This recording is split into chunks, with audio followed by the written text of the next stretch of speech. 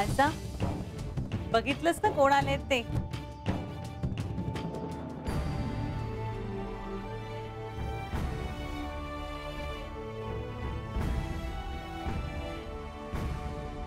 कसे आहात आपण?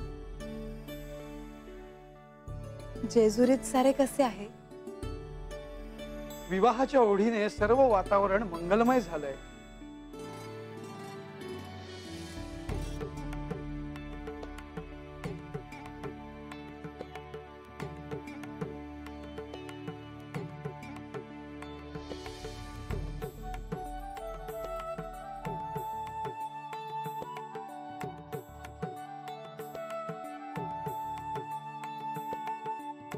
ह्या लक्ष्मी माझ्या पत्नी आणि ह्या म्हाळसा देवी.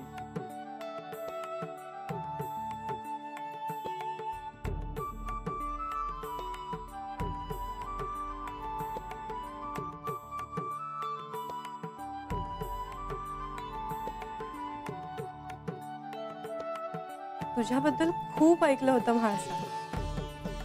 तू खरोखरच खूप सुंदर दिसतेस. मोहिनीच जणू. आपण याआधी कधी भेटलो आहोत का? मला असं का वाटतंय की मी आपल्याला आधी भेटले आहे. खूप बोलायचंय तुझ्याशी. ते होईलच, पण आधी भोजन करून घ्या आणि मग हवं तितका वेळ गप्पा मारा.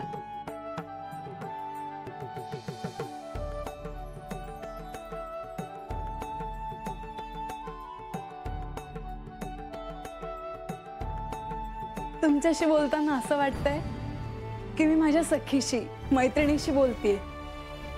मग अगं आहेच मी मैत्रीण तुझी. आत्ता भेटलो असू म्हणून काय झालं? तुम्हाला सांगू, काही काही माणसं अशी असतात ना की ती पटकन आपली होऊन जातात. त्यांना पहिल्यांदा भेटल्यानंतर असं वाटतं की आपण त्यांना आधीपासून ओळखतो. मला ह्यांनी तुझ्याबद्दल सांगितलं तेव्हापासूनच तुला भेटायची ओढ लागली होती बघ. असं काय विशेष आहे माझ्यात? सगळ्या मुलींसारखीच तर आहे मी. सगळ्या मुली आपल्या होणाऱ्या स्थळासमोर मुखदर्शन करण्याआधी अट थोडीच घालतात. त्यातूनही खंडेरायांना अशी अट घालणं असं कुणालाही शक्य आहे का? मला जेव्हा यांनी सांगितलं की तू जेजुरीत येण्यासाठी अट घातलीस तेव्हाच मी समजले की तू इतरांपेक्षा निराळी आहेस. आणि म्हणूनच खंडेरायांचं तुझ्यावर इतकं प्रेम आहे.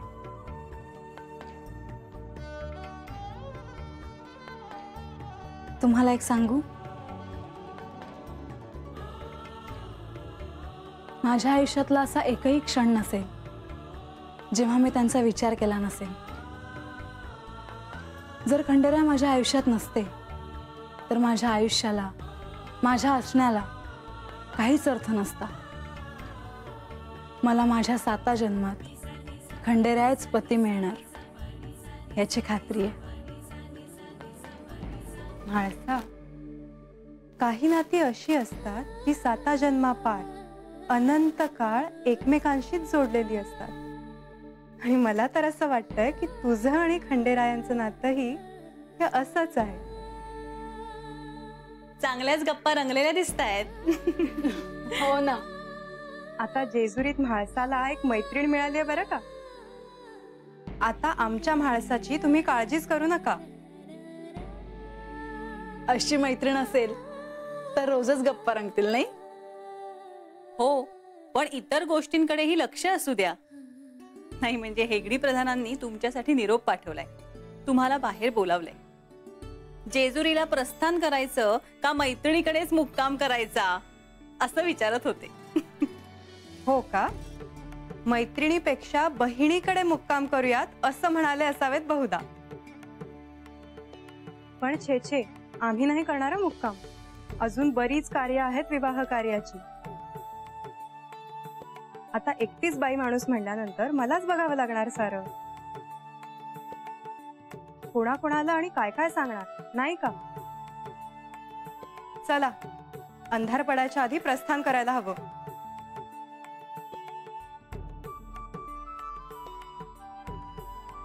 आपण नेवाशास आलात ते एकार्थी बरेच झाले.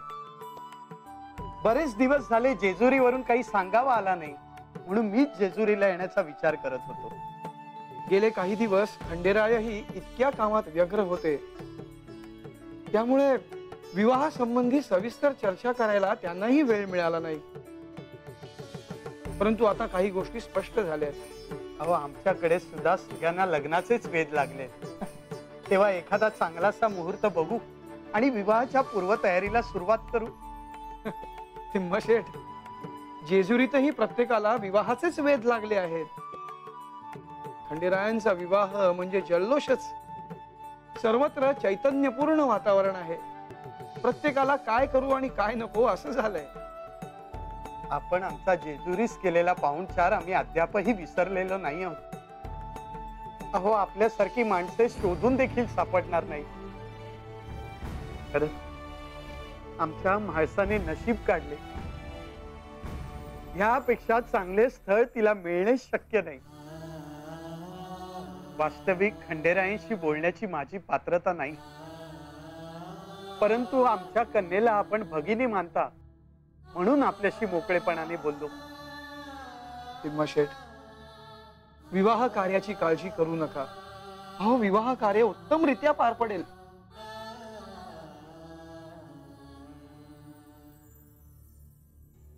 या.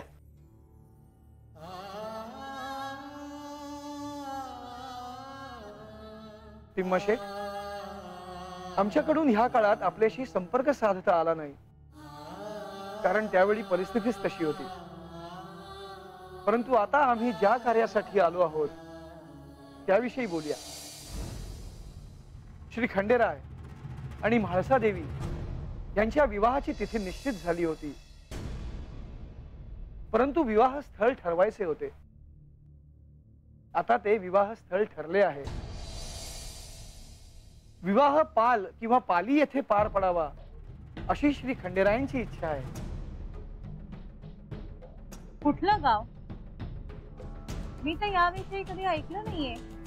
मी व्यापारानिमित्त सर्वत्र फिरत असतो. मला ठाऊक आहे हे गाव. हो, आता एवढा मोठा विवाह संपन्न होणार तर तो माहीत असलेल्या ठिकाणी व्हावा असं मला वाटतं. इथे नेवासेला सुद्धा हा विवाह संपन्न होणं हे आम्हाला सोपं नाहीये. आणि त्यात अशा अनोळखी ठिकाणी कसं शक्य आहे? ही श्री खंडेरायांची इच्छा आहे. आपण सर्वांनी मिळून ती पूर्ण करायला हवी. वरपक्ष म्हणून त्यांनी आपल्याकडून इतर कोणतीही अपेक्षा केली नाही. त्या अर्थी खंडेरायांनी हे स्थळ विवाह स्थळ म्हणून निश्चित केले. त्या अर्थी त्यामागे निश्चितच काहीतरी कारण असणार. आम्ही त्यांची इच्छा पूर्ण करू. उत्तम. आता विवाह मृग नक्षत्र पौष पौर्णिमा आणि विवाह स्थळ पाल किंवा पाली हे निश्चित झाले आहे.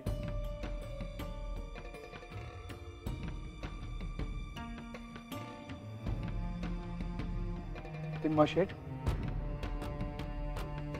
आपल्याला ह्यात काही अडचण वाटत असेल तर आपण मोकळेपणाने सांगावं. वरपक्ष म्हणून आम्ही जे सांगतो ते ऐकलंच पाहिजे असं नाही. क्षमा असावी, पण मी बोलू का? अवश्य. मी जरी वरपक्षाकडून आलो असलो तरी आपण माझ्या भगिनी आहात. त्यामुळे आपले मत देखील मला महत्वाचे वाटते. आपण जेजुरीला, आम्ही नेवासेला आणि विवाहस्थळ पाली. मला हे पटलेले नाही.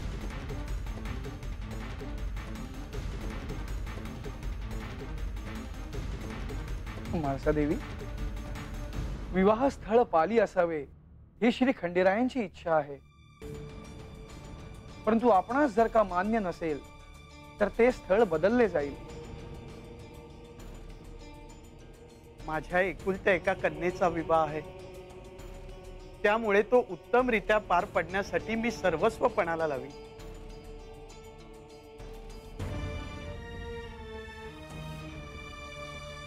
आता आपण सगळ्यांनी तोंड गोड करूया.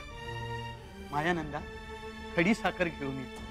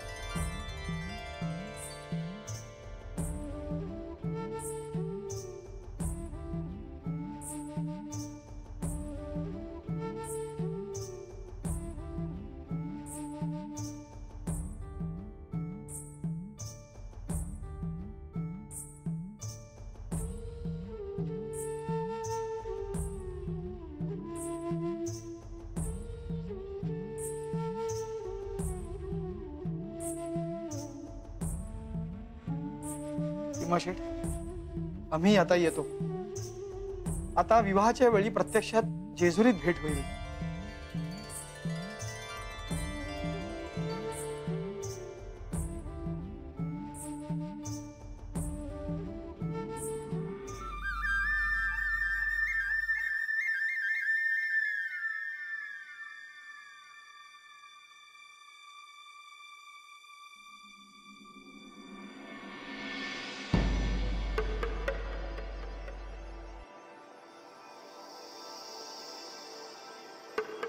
म्हणजे असं का पाहतीस?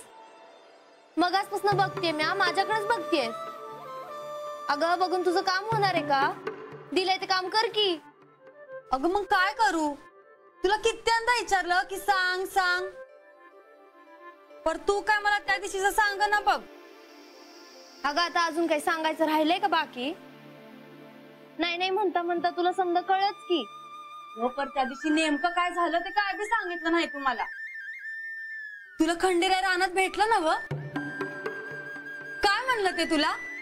त्यांनी कसं वळितलं तुला? म्हणजे अगं तुला किती वेळा सांगायचं हळू बोल म्हणून? कुणी ऐकलं तर? हा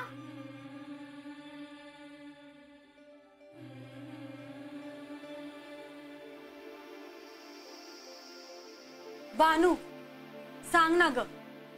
खंडेराय असं म्हणलं की ते पुशी पौर्णिमेला येणार आहे म्हणून?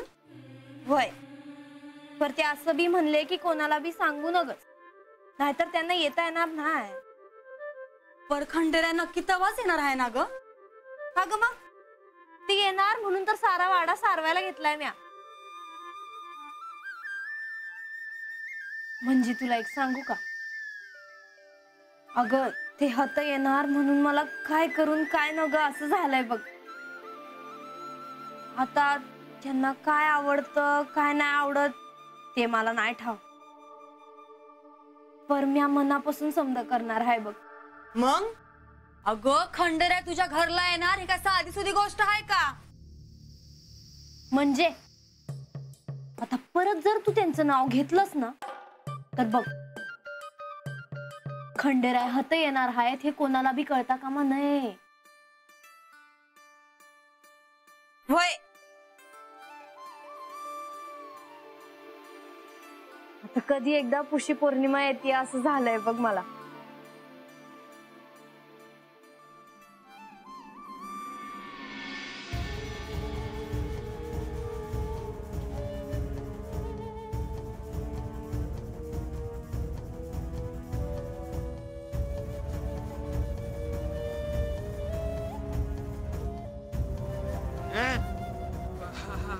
अरे गड्या रंगा, असं बानूच्या वाड्याकडे बघून काय होणार आहे का?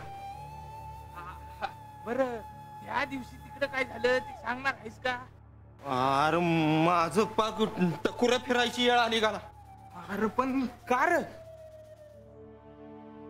त्या दिवशी म्या बानूच्या माग माग रानात गेलो. ती जशी थांबली तसा मी बी थांबलो. आणि अचानक मला भवळ आली गाड्या. अरे पण तेच विचारतोय म्या, अशी अचानक कशी भोवळ आली तुला? काय झालं त्यांना केळी? काय कोणाला ठाऊ, मला काय कळना झालंय, काय आठवना बी मला. रंगा हं? एक मातूर पक्का आहे गड्या. काय ह्यो समदा प्रकार त्या बानूला नक्की ठाव असणार बघ. बानूला कसं ठाव असेल? मी तिच्या माग माग गेलो, ही बानूला कुठे ठाव होत? होय बरोबर आहे. मग तसं ना बरे, बानू पाड्यावर माघारी आल्यावर तुला कशी सूद आली? म्हणजे म्हणजे मला असं वाटतं या का बानू रानात एकटी असतानाच तुला कशी भवळ येत्या? हा? अरे ह्यो समदा प्रकार त्या बानूला ठावा असणार. म्हणजे मला भवळ आली ह्याच्या माग बानूचाच काहीतरी डाव असेल असं म्हणायचंय का तुला? हा म्हणजे काहीतरी संबंध असणारच की.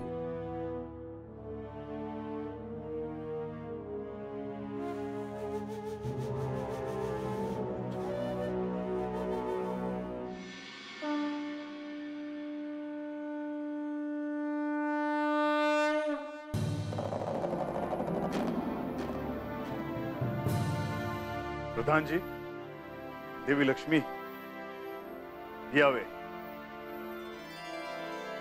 कसा झाला प्रवास? उत्तम. तिम्मा शेठ यांनी उत्तम पाहुणचार केला. मला म्हाळसेला भेटायची इच्छा होती, ती पूर्ण झाली आणि तिला बघून खूप वेगळं वाटलं. मी समजू शकतो. तरीही ती असं म्हणाली की आपण आधीपासूनच एकमेकांना ओळखतो. स्वाभाविकच आहे ते. देवा, विवाह स्थळ पाली असल्याचं सगळ्यांना सांगितलं आहे आणि तिम्मा शेठने ते मान्यही केले आहे, पण म्हाळसेला ते पटलेले नाही. आता तुम्हालाच गोडीने तिला ते समजावावे लागेल. मला माहित आहे ती सहजासहजी ते मान्य करणार नाही. ती ज्या पद्धतीने मुद्दा मांडत होती ते मला आवडलं. अगदी स्पष्ट आणि नेमकं. मी तर हाच विचार करत होते की तुम्हा दोघांची जोडी कशी दिसेल. ती छान दिसत होती.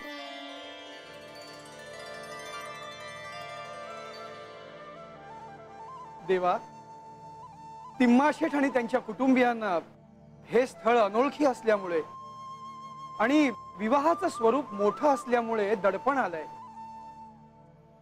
मी त्यांना पूर्ण सहाय्य करीन असं सांगितलंय.